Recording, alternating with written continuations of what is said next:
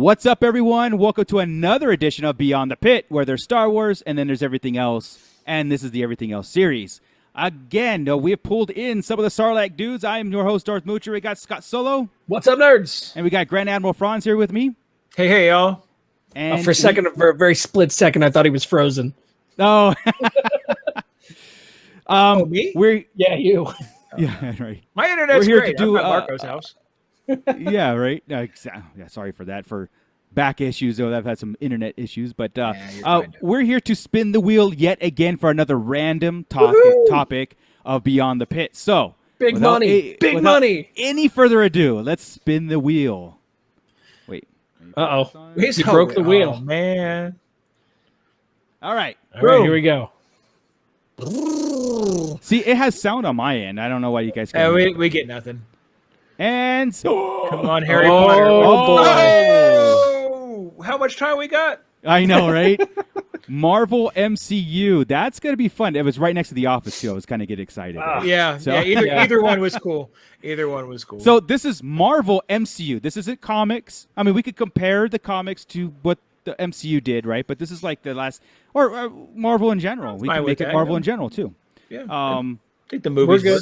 So, we have an ongoing. So we belong to the RLU network, which is the Raw Live and Unedited Podcast Network. But those guys are Marvel fans. Like if we're Star Wars fans, those guys are Marvel fans, and we always. I had to look up the word "cuck" to understand what they were. Really? Boy, Yes, they're fascinated I know with that. Yes. Yeah. Right.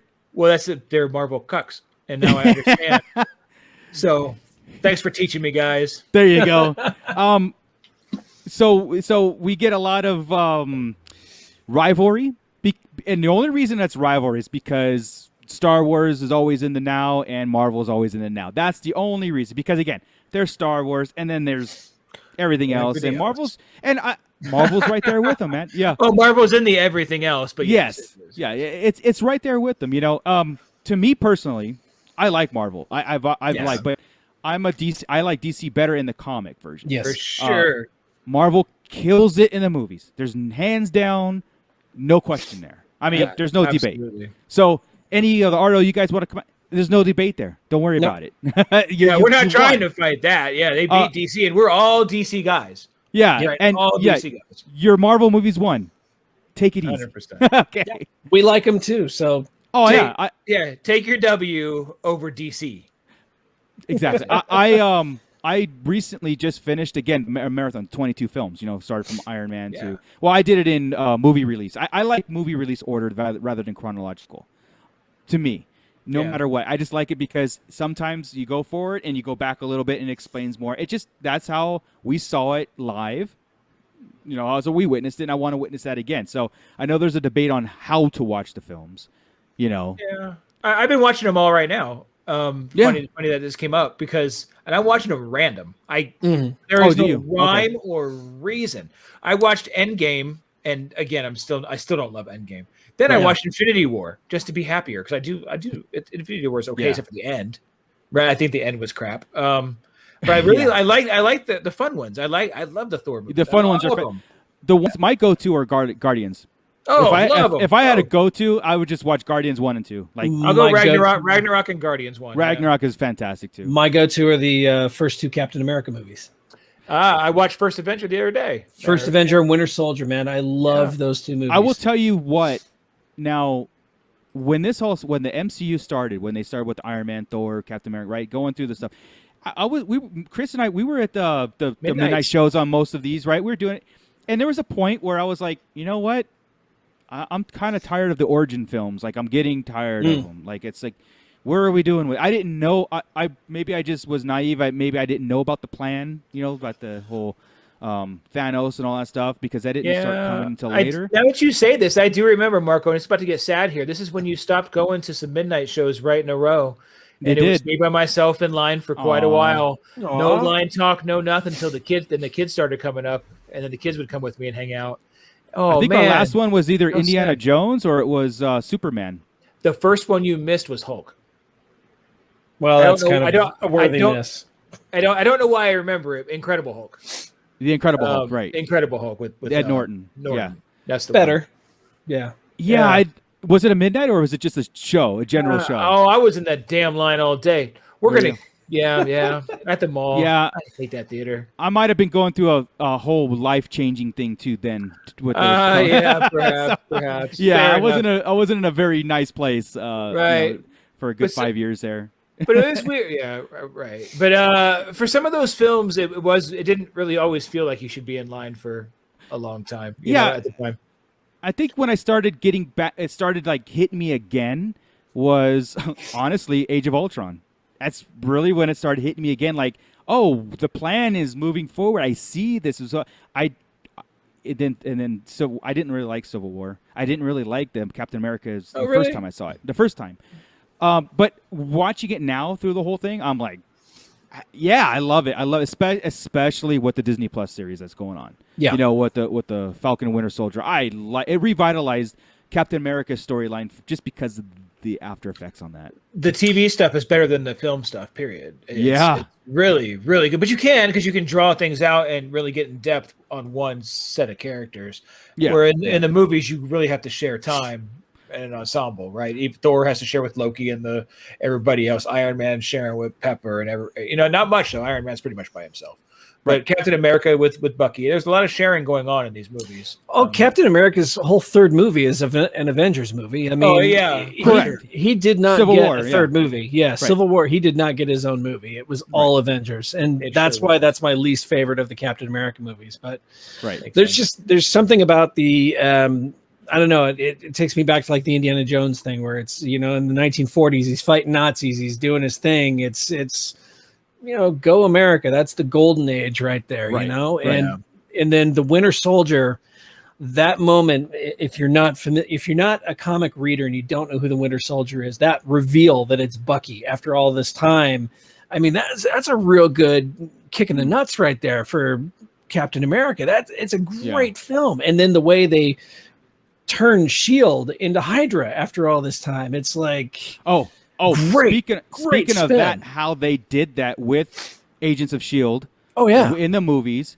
Mm-hmm. Again, and I'm not, like I said, I there's certain storylines in Marvel that comic book wise I've read, I own, I've read even back in when they were brand new. But I didn't know where the MCU was going with this. And when I watched Agents of SHIELD right after Avengers. It was right after Avengers. Yep. Agents of SHIELD happened, and then when Hydra took over, I was like, oh my god, like that was fantastic. And then you go back and you watch those old Agents of SHIELD episodes before Winter Soldier, and you start seeing, oh crap, it was projected right there from the very beginning. It was all the hints were there. Yeah, so well crafted. This is what I didn't watch it. I didn't watch Agents of SHIELD at all. I just couldn't get into it.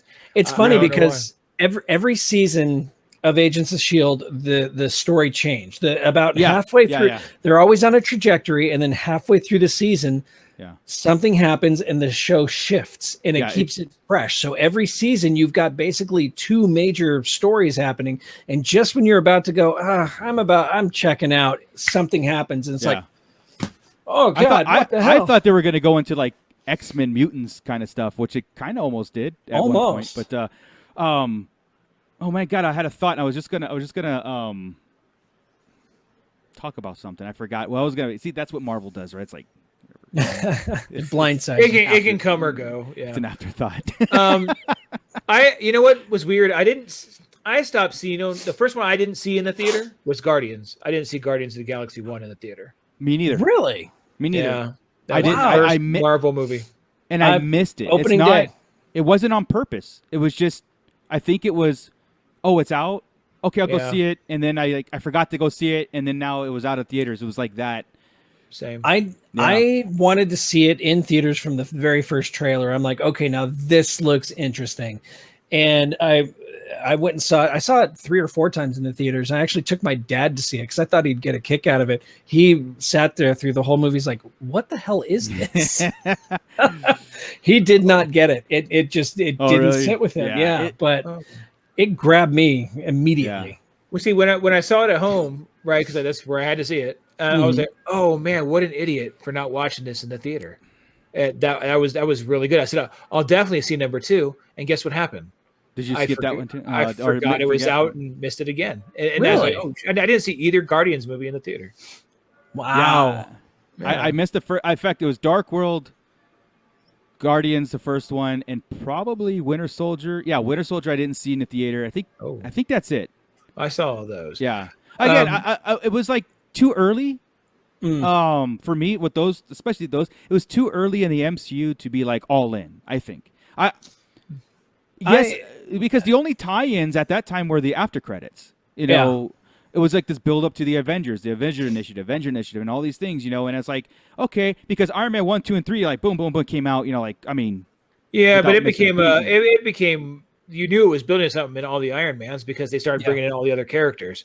Right. Well, yeah, like Black Widow was. Yeah, exactly. But I didn't. I guess I wasn't paying attention to realize like, oh my God, they're doing something. That's what I was going to bring up. The MCU did something spectacular, and it spoiled us. It spoiled me as a moviegoer because now I want this in almost everything that I view. I want this continuity that MCU did. They brought in a 10-year plan and they executed it flawlessly. Their TV shows to the movies and their continuity, the way they wrote the MCU in movie form, rivals DC Comics of the 80s and 90s and early 2000s. The level of continuity where each comic and character touches one another, and there's this massive history that goes back to the 1940s. Again, with the Justice Society, that's your Captain America right there, and then the legacy heroes are all there, and it rivals that, and I think that's why I've been at every single MCU theater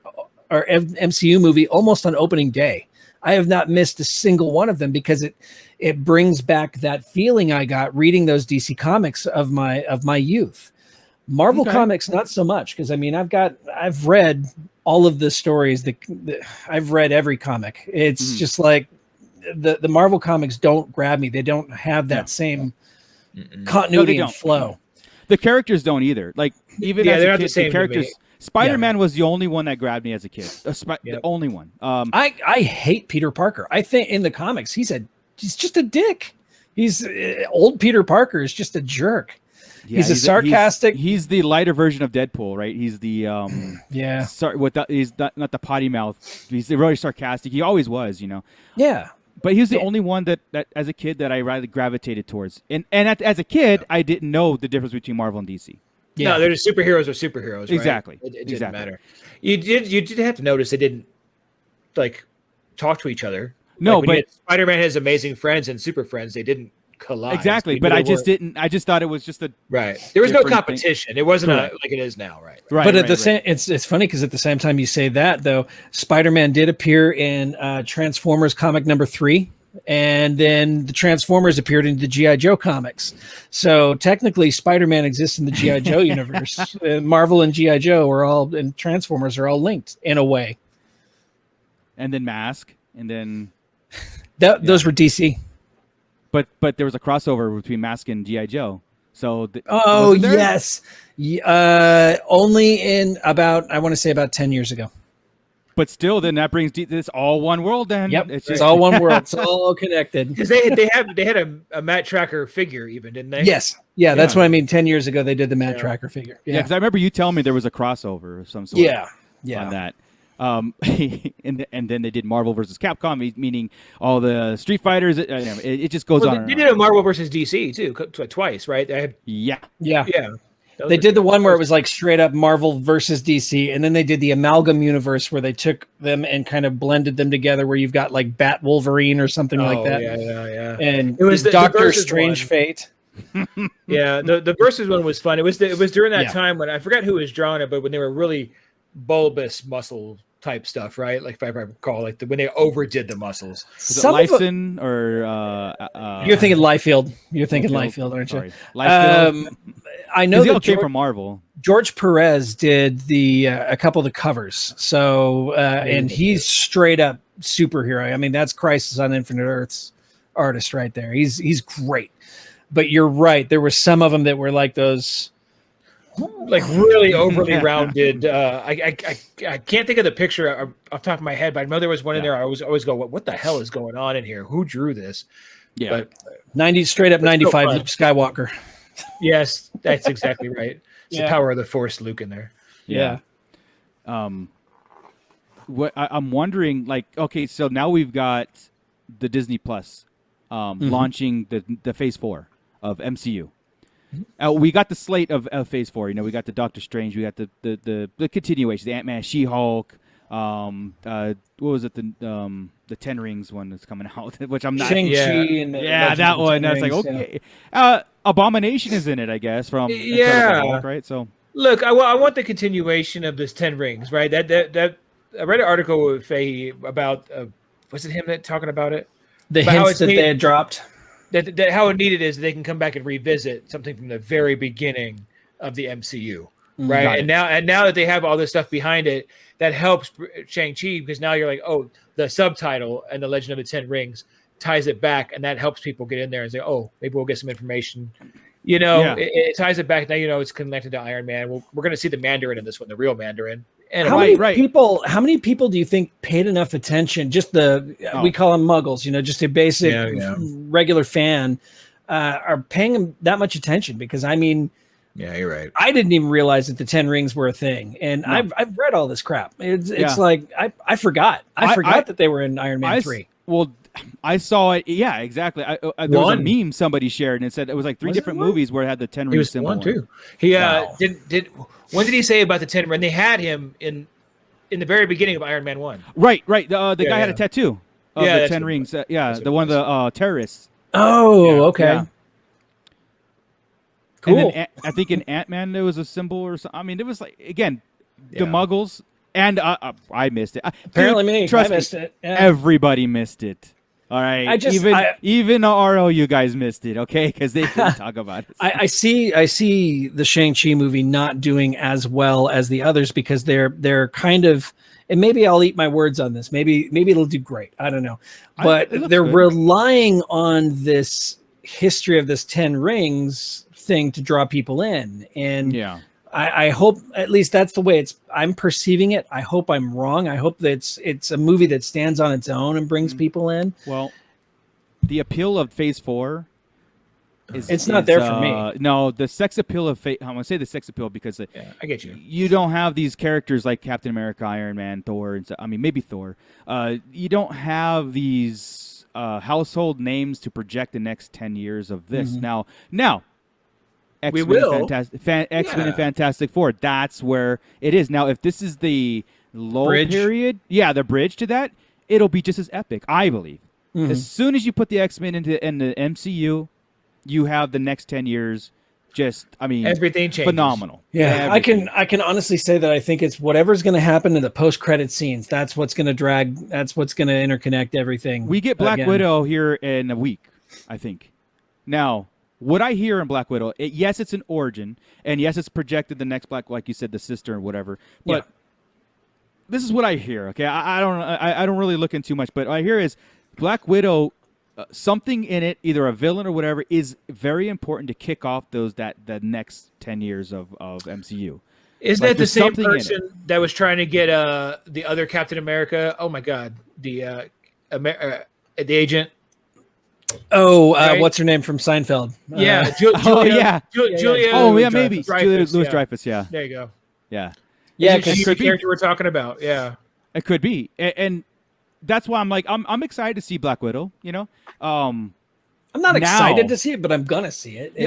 I feel like it's now, about a year and a half too late. COVID. I mean, you have to. That's what's gonna hurt. I think it's gonna hurt across the board, right? Spending way too much time away from this, because again, Marvel, Disney had a plan, and they were like executing 3 movies a year, 4 movies sometimes, Disney Plus, boom, I mean, in your face, where you had no choice, you couldn't forget about it. And then, of course, COVID the hit, brakes. Everybody was pumped the brake, even on Star Wars. I mean, look at the next movie we're not getting until 2023. So, everything was on a halt, and therefore now, the Disney Plus, I think, are trying to hold that bridge together until the movies catch back up. Which it will. It kind of, but you know what? There's not that much. We talk about it. All the nerds talk about it in our little chats, but I don't see the internet. My social doesn't go crazy about it. No. Right. It's not like Baby Yoda. It's not, right. it's not all over the place, any of it. So was that enough to bring back everybody for phase 4 and get them ready and make them understand we're about to go multiverse on them? Is that not with titles like Black Widow and the 10 Rings and Doctor Strange 2 and Ant-Man, not with those titles. And the She-Hulk, I'm sorry, those titles won't work.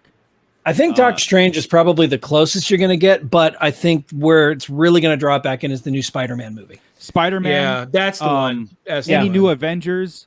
And Thor. Love and Thunder would be actually pretty good. Guardians 3 will be a good. Yeah.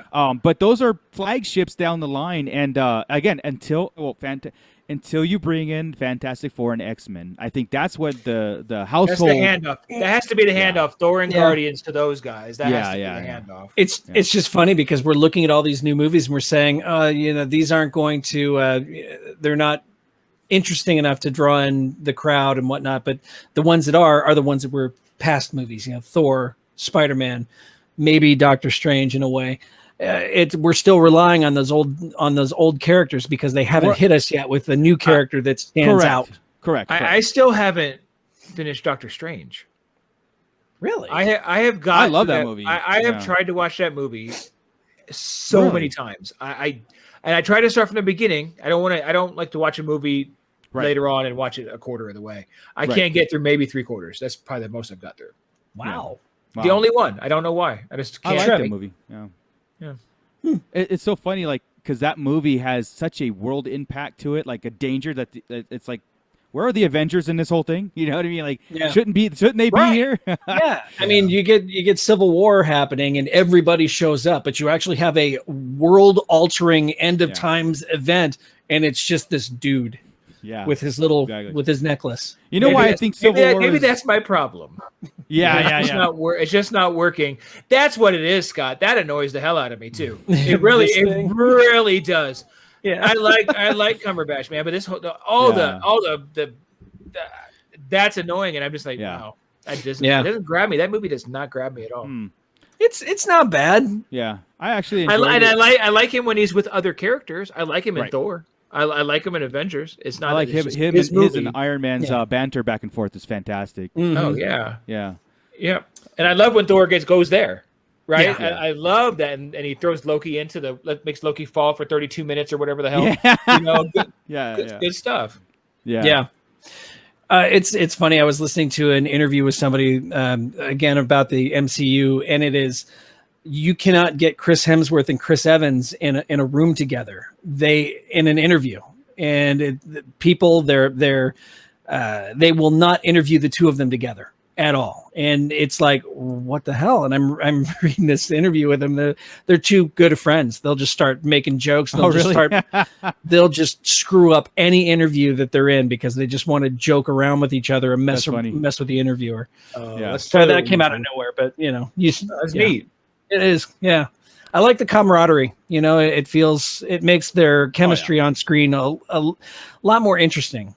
Yeah, 100%. You could tell they all the originals especially jive really well together. Yeah. And then people they added on are just fantastic. Paul Rudd jumping in there in the Avengers flicks, right in Civil War. I think Paul Rudd just showing up there and awesome, and being like all over the place. Really, him and Spider-Man. Spider-Man too. Yeah, it was just Tom Holland made me like Spider-Man. Well, I love the fact that we didn't. I love the fact that we didn't get an origin story for Spider-Man. It was boom, mentor Iron Man. You're in it. Let's do it. Because it felt natural. It felt like a natural progression on that character. And Tom Holland as Spider-Man, 100% down, 100% perfect. There it is. That's it. Move forward with it. Spider-Man is a flagship character. He's going to propel the series forward. He'll become the leader of the Avengers eventually. Wouldn't that be cool? Yeah. So, at what point did they ever worry about? In the beginning, they did canon, right? Like versus comics, like adaptations and stuff. Because there hasn't been much. I mean, when you go through it, you get like a little bit of. It's very loosely based. Little devil in a bottle or demon in a bottle. A little bit of that. Like 30 seconds of it. Yeah. Civil War you couldn't really do Civil War. You didn't have the right characters. You couldn't really do Infinity War, but they did. You know what I mean? So like it felt like in the beginning everybody was like, "Oh, that's not an adaptation. That's not good. That's not good. That's not what happened." But what did they stop saying? Because they don't say that anymore. I don't hear it ever. So which movie do you think they stopped saying that? People stopped bitching about continuity with comics. Probably right around Iron Man 2.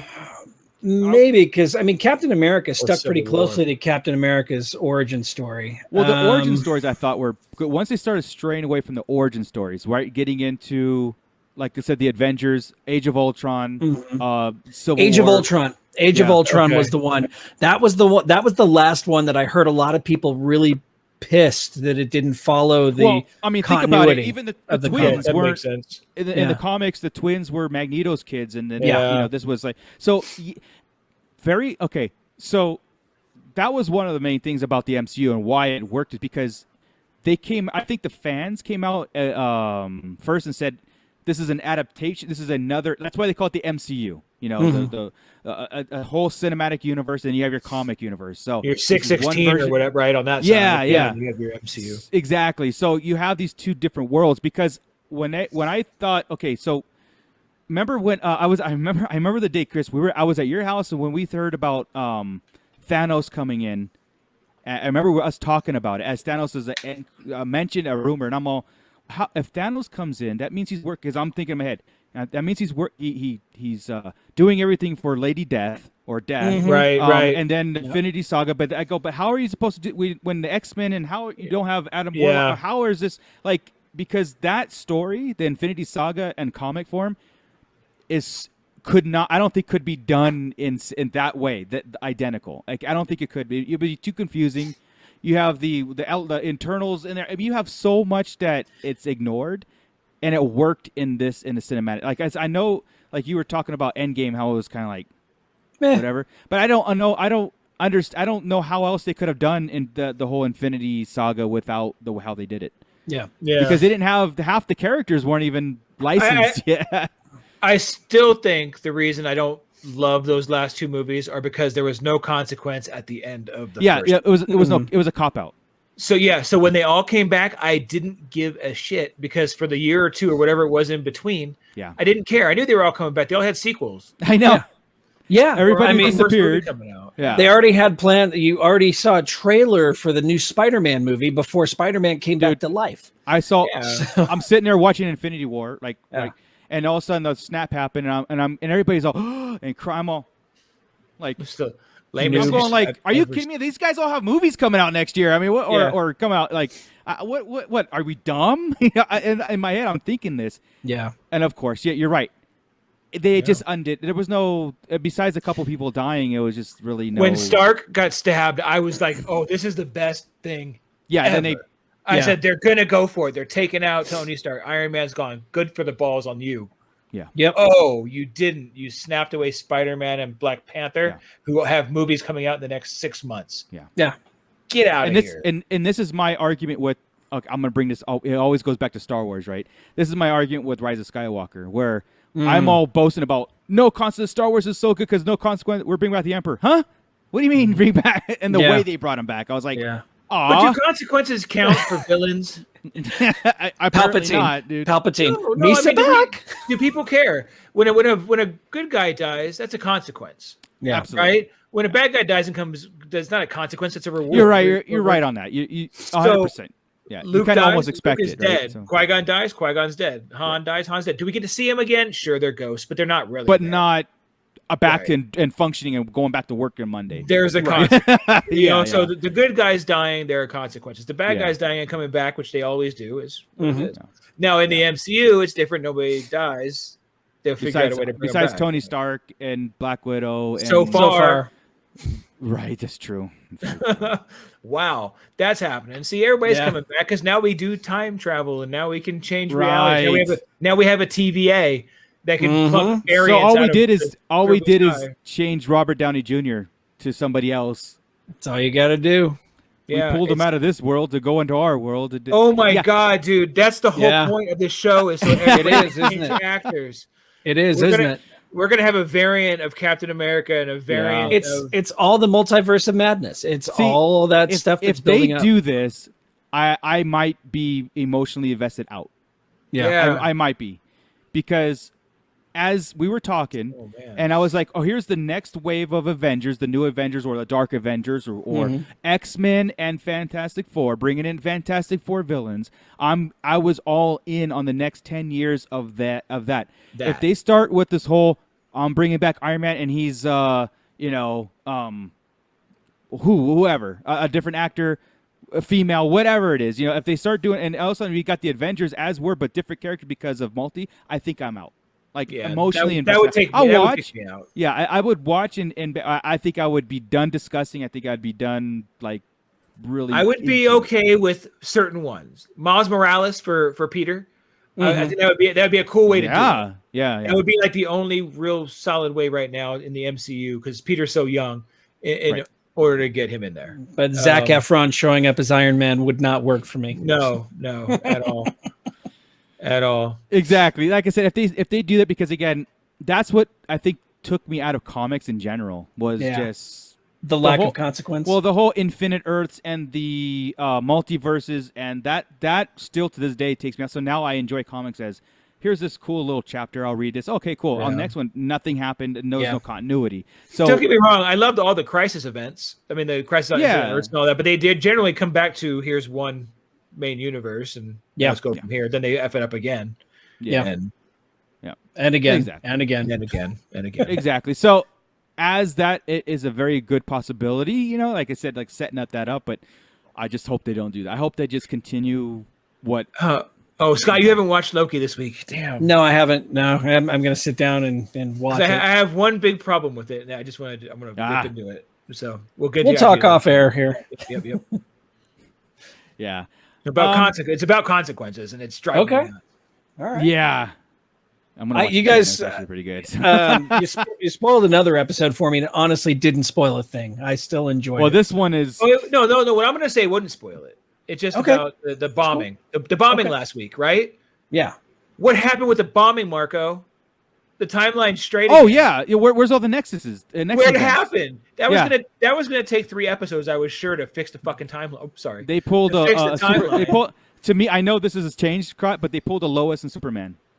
Really? Meaning they ended it with like this. Oh my god! And then it's like, it's fixed. It didn't happen. Oh, no. Or it didn't happen. Yeah. Yeah, it's like, well, it happened, but it didn't. Like the bar's back to straight. There's no rhyme, reason, or anything. It's just what happened. I don't like it. I thought I missed something. I figured, I was like, okay, are we going back to this? Is something happening? But no, you're right. It was like, that annoyed the shit out of me. So and I don't think that's a spoiler. I think that's more of a why. Right? Yeah. It's almost like you'll watch it going like, wait a second. Yeah, it wasn't. It was right off the bat. We're giving away the timeline of this episode, of our episode here. We're giving away our timeline. Everybody now knows that we're recording these so far in advance that. Well, right. What's that? Oh, yeah, you're right. Yeah, because like by the time this drops, we could have episode with the Loki season could be done. Well, that's all right. We're gonna have Black Widow already under our belt, so that's okay. What do we time ourselves? These are supposed to be old things, right? Yeah, right. Exactly. But you said, going on the DC tangent real quick again. You said Superman and Lois. That show has. I know it. Right. Yeah, you told me it's writing its ship, but it quickly became my favorite DC show in a long time. Yeah, it's I was just really having well done. My problem with it was just like no explanation of the past episode. But you were telling me they fixed it. Yeah. Right. There's a reason. You love Lois and Clark. I know that. And Smallville. I'm pretty sure. I love Smallville. I love Smallville. First 4 right? seasons. But where's this one ranking it right now for you? Like, for me, this early on in its life, like where would it rank towards Lois and Clark and Smallville? I got to tell you, if this last episode that they did, if they would have led with that episode, if this would have been the debut episode, I'd have been hooked. I would have said, this is better than Lois and Clark. This is on par, if not better than Smallville. Really? It is a great, they went back and they told the origin of how Superman met Lois, the whole where he went as a child, up to the Fortress of Solitude. It showed his training. It showed him coming to Metropolis, putting on the suit for the first time, meeting Lois, working on a case together, and falling in love and the whole bit. And then about halfway through the episode, it caught up to modern time. That was only the first half of the episode. And then it caught up to modern time, and you're learning that he's got a brother that he never knew about from his mother's side, not a son of Jor-El, but a son of Laura, and from her previous relationship. And that's where all the bad things that are happening on Earth are coming from, is from that brother. But all from a multi-timeline, right? Because isn't all this negate the last son of Krypton? Isn't the Lex not a Lex? Isn't he from a different timeline? Or a different the Captain Luthor that's in the suit. Oh yeah, the Luthor, not Lex. He is wearing a suit that was made for Lex Luthor, but he stole it. That is John Henry Irons. Oh, neat. Yeah. And it got really good. Cool. Yeah. I'll have to catch up on that. And we'll put that on the wheel. That's a pretty cool deal. So same universe then, right? Okay, yes. Cool. That's neat. Same universe. But John Henry Irons is from one of the other universes, one of the other Earths that was destroyed during the crisis. It hasn't quite explained how he got here, but he was the husband of Lois Lane in that other universe.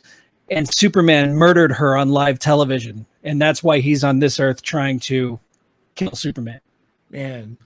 It's multiverses are wild. It is twisted, and it is so very good. So, cool. I'm gonna get back into it. Cool, cool. Well, that will definitely be a Beyond the Pit episode. Well, that totally went from MCU to back to our love. It did. Doesn't it always? Because again, dude. Okay, here's the difference, and this is I don't know. They're just grittier. They're otherworldly. Yeah. I just feel like the MCU characters just don't grab me as much, and I like the fact that they kind of make up their own city in DC, and they all have personalities. Gotham has a personality. Yes. Metropolis has a personality. Central City, Coast City. They all have their own thing. Yeah. And they don't have that. It's MCU is, hey, we're in New York. Right. In Los Angeles. Mostly New York. Mostly New York. Back to New York. Everything happens in New York. Yeah, and like a 23 square block radius, and it's like, guys, how many heroes do we have here? Let's go to Montana. No. Well, that's what makes it so ridiculous. Whenever something bad is happening in New York, why don't they just call Spider-Man? He's 2 blocks down the road. Right. Every movie should be a team up because they're all local. Yeah, as Spider-Man's coming down the street, he can knock on Doctor Strange's door. It's just right across. Everything's right there. That's always bugged me. And in the comics, I don't know. I like the darker tones in DC. The color. Oh, yeah. Right. I don't mean darker tones like we talk about the movies. It's a darker thing, but it just is. So when you look at a comic versus a movie, Marvel has always been brighter in color to me, and so are their movies. DC's always been darker in color and cities and grit and everything else, and there it is in the movies. But the problem with the movies on the DC side, see, we could talk about this for another hour. Hey, let's spin the wheel again. The problem that I have with DC in the movies is they take it to the extreme. Yeah, and I mean, Zack Snyder, his Justice League is leaps and bounds better than the other Justice League, but it is so much darker. It's like they want to be the antithesis of what MCU is, to the point where they're dropping F-bombs. DC doesn't drop F-bombs, man. They don't. I don't know. It just. Well, I think they can do their fair share in the comics. Is it? They don't. I think they're the darker. I think they're the ones that would, though. I don't think the MCU Watchmen would. Punisher. Oh God, yeah. Watchmen. Yeah. I can see it here. I'm looking at my DC. I've got a DC shelf, man, and it's Batman stuff, and Batman wouldn't do that. I mean, I've got Nightwing over here and Robin would never say F Batman, but they do in the TV show. I feel like they do. I feel like they push it. They try to push it a little too much. And I always thought, though, I mean, again, I always thought that if DC went full, like rated R, I think that would be a pretty good separation between the whole comic book conflict between DC and Marvel. If they went full on, I mean, like almost like how The Boys is, right? Like, I mean, maybe not as racy and rapey, but I'm talking about like, killing and bloodshed and stuff like that. If DC went full, because like Chris is saying, like, I agree. I think there's room for it there. Okay, who would do it? Yeah, they would do it. Yeah, there is, and I see that. It's just that they could. Yeah, I look at it as the source material are comic books, and comic books, they are still trying to sell to kids. Okay, yes, we read them too, but they're still a medium that's basically for teenagers. Yeah. They don't need to be all rapey and murdery and F-bomby, and that's where the movies separate themselves from the comics. And I think that they're taking that separation too extreme. They are extreme. You look at my next door neighbor who's, he's a 6-year-old kid wearing a Batman shirt. He should not go see Justice League. He should not go see the Joker movie, but they're Batman related. There's Superman's in a movie where they're dropping F-bombs. That's not Superman. I mean, can I say one thing though? Maybe that'll. Yeah. I think maybe the initial intention of, I'll just put DC Comics, right? DC Comics, the initial intention might have been for kids, but maybe the maturity and as it aged, because we were those. Well, we're not really. We're an older or younger generation for that, but it's maturing with the audience that's actually reading them, okay? Yeah. Because Batman hasn't been Kung Pao, whatever, Pao, Poom for a long, long time. Since Dark Knight Returns, right? Yeah, because I have comics in there where I have Joker gutting bums in the street that are, from like, it's always been. And Killing Joke is not exactly That's not for kids. When you have Joker beating Robin to death, I mean, it's like, I don't know. I think there's a time where DC, or especially Batman, let's just put Batman, really got into this area where it's like, you know what? Yeah, we might have started with kids, but I don't think we're writing for kids anymore. It's like it's getting into this other world, and there's also those comics though. I mean, you've got DC now where they're dropping trow on Batman, and you see his schlong hanging in the distance. Yeah, they don't need to do that, And right, yeah, I hear you. But I think there's a point where they, even within DC and Marvel, right? They have the kids and Star Wars. They have kids versions of these characters, and you have the younger versions of Batman, and that they can read, and then you have everybody else. Comic books are a dying breed anyway, right? I mean, very much so. I don't know any kid that reads comics. Right, that's the thing. Do you? So in order to stay with the times, they have to, because they're dying, is cater to us. Yeah, right. They have to. That's I don't know. I look at Batman '89. I look at Michael Keaton, Jack Nicholson, Dark.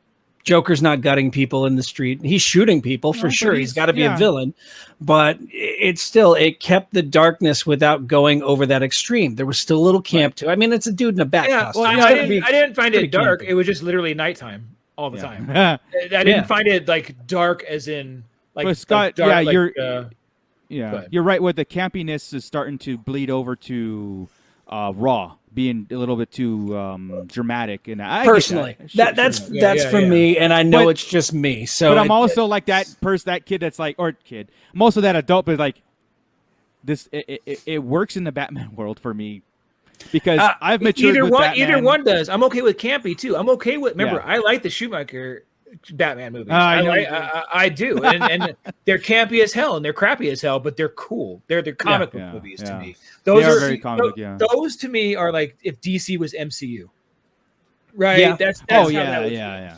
Superman. Okay, I look at Christopher Reeve's Superman. To me, those are the pinnacle. Those are the pinnacle of what Superman stands for and what Superman should be. Not this current DC Superman. I don't know. I mean, the new TV show is kind of on par with that. It's a little darker in tone, but he's still Mr. Goody Two Shoes. That's what Superman is. That's why I love Superman. Yeah. But the Man of Steel, Henry Cavill Superman, is not that Superman, and I have a real hard time with that. Why are we talking DC? Isn't this I don't know. Show? It's on the wheel. I blame me. All right, go back. Cool. So back to MCU. Okay, what was your biggest disappointment in the entire thing? And which movie did you not like? Yeah, them all coming back. The snapping. I don't like it. I never liked it. I don't want to say because I mean, if I say this, people are going to look at me like I'm just like some kind of sexist pig or whatnot. But Captain Marvel does not work for me. I'm just not the demographic for it. I like some of what it's setting up, but it's the movie I've seen the least out of them all. It just didn't grab me the way I wanted it to. And her appearance in the was it Endgame that she was in, where she appeared at the very end of it when she came and blew up the ship. It seems like her whole movie was just to set that scene, and maybe it's because we haven't seen the full-on Skrull invasion yet. Maybe once we get into that, it'll mean more to me. But until that moment, it means the least to me. Yeah, because you're right. You can edit that out. You can edit her movie out and play the whole 21 movies with that, and you don't miss a beat. Right, at all. But you're right. It is setting up the Skrull. It is setting up a lot more than what we know. Sure. Right. So I'd still give it the benefit of the doubt. I mean, look at the WandaVision. I mean, like, it's setting up. We got Photon in there now. She's, right from Captain Marvel. Yeah. And I loved WandaVision. I thought it was great. Yeah, WandaVision's great. Me too. Yeah, I think. No, that was perfect. What about you, Marco? Anyone you don't like, or? I wasn't keen on Ant-Man. I wasn't until like. Oh, okay. Like, are you talking about like plot lines or like characters? Like anything in general, you're like, nah, I could. He just didn't like Ant-Man because it had the cure in it. Captain Marvel was a great answer. And like I said, Doctor Strange, I haven't finished yet. I can't even tell you if I'm disappointed. I guess I am because I haven't freaking finished it. But Captain Marvel would have been it. And I would have said Dark World, but I guess what? I watched that a couple weeks ago too. It's good. Yeah. It's really not worth all the hate it gets. Yeah, no. Exactly. Well, I don't. What's her name? Chasing around the thing going Mew Mew is just it's funny. Well, like I said, if I had to honestly, I don't like Ant-Man and Wasp because it's only the end credit that made the only thing worth watching that movie. I thought it was too anticlimactic. I didn't like it at all. It's kind of predictable. It was very predictable. It wasn't the threat wasn't like it was dull. The ghost, what was her name? The ghost? Or I think so. Yeah. It just was like it wasn't. There was no battle. There was no. The fight was like pow, boom, boom, done. Oh, you're a good guy again. Okay, cool. I'll help you. I'll help you. And it's like whoa. But that's kind of different, right? But since the fact that we always say it's the same thing over and over, and maybe I'm programmed to be like to criticize that, and also if I don't get it, I'm like, where is it, right? So the problem in this one, right, was there's a villain that's actually not a villain, and trying to save him at the end. So I mean, that's what it is. Yeah, that's okay. Yeah. It's just a different thing. But the whole thing with Scott and his kid and all this that awesome. Stuff was great, and Paul Rudd was awesome, and I liked the journey in that movie. I didn't necessarily like the end, like you're saying. It was anticlimactic, but all the movies have this big giant battle. Ant-Man's kind of that rest. It feels like breath of fresh air. But also Iron Man 3. Iron Man 3 I can do without too. Tony's conflict with the whole thing. Boring. It was kind of boring. Iron Man 1 was definitely the highlight of that. Yeah. That trilogy for sure. But there's you could argue about the other ones. Like Thor 1 and 3 were obviously I mean, Dark World's fine, but the 1 and 3 were great. Yeah. Captain America 1 and 2 were great. Iron Man was just one easily over the other two. Yeah. But it was so good. Number one of Iron Man was so good. It set a real high bar. I don't think it could have possibly lived up to that bar. No. Then they had to use him to kind of jump off of, right? That's kind of the problem. You kind of disappointed that Norton didn't finish, or are you good with Ruffalo? I'm great with Ruffalo. Yeah. I'm great with Ruffalo. Does it have, do you watch The Incredible Hulk during your No, your that's binge? what I'm saying. I was just gonna say, I don't. It's not accessible unless I have it on DVD, right?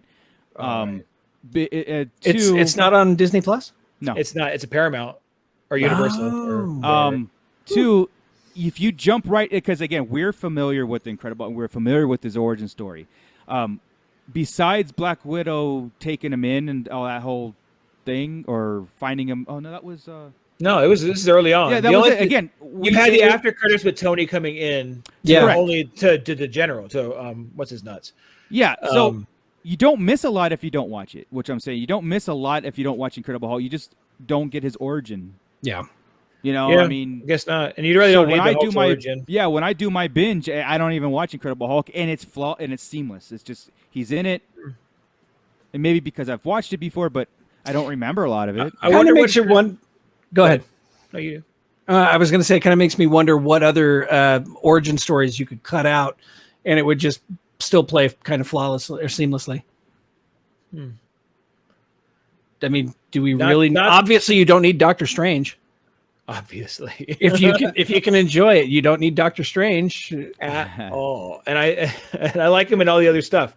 I just I don't need to know how he got. He could have been born a sorcerer, and I'd have been fine. Obviously. I mean, think about it. He Doctor Strange's character walked into an established setting, right? Yeah. So it wasn't like he created a setting. So if say, for example, we didn't get it in Origin, all of a sudden Iron Man and stuff walked into, we are the keepers and the thing, whatever, and it's just established. Okay, we buy into it. We didn't need to know that he was a doctor, and you know what I mean? Like, you could have gotten rid of that whole thing and just established this order that they have established. You know, had a New York, Japan, all that stuff as the keepers, and went forward with that. So interesting. Yeah. You needed the main three. That was it. Yeah. Everybody else, you were cool, because obviously we didn't get Black Widows. Right, and because we're getting it now, we didn't get Hawkeyes, and we got Loki. Don't need it. Yeah, we got Thor, Iron Man, and cool. You know, yeah. Guess not. Well, you can cut out just about everybody's. Maybe the Guardians of the Galaxy. Maybe Guardians. We did have to have that because I didn't know who the hell they were, and they had one like a suicide. They're like a Suicide Squad group, right? It changes. Yeah, so, and that origin is completely different than the comics. I mean, Star-Lord is not all that in a bag of chips in the comics. He's just he's not Ego's kid, right? No, he's not. I mean, he's just got an ego, and that's about it. And even then, he's not as brash as he is in the. He's just kind of a disposable character in the comics, or he was until the first movie. Star-Lord is so good in the MCU. So good. Yeah. Okay, that him and Thor. When they find Thor. Oh, God, so good. And he goes through that. Oh, I'm telling you, when Drax is pulling, you're a dude. He is a man. That whole scene right there, for the 4 minutes that he is competing and getting his voice deep and getting called on it, everything is so good. Why are you talking like that? I love it. Are you mocking me? Are you mocking me? Well, we went long on this episode because we did. Again, we went into DCEU too. we did. We covered comic books, and everything. No, it's cool.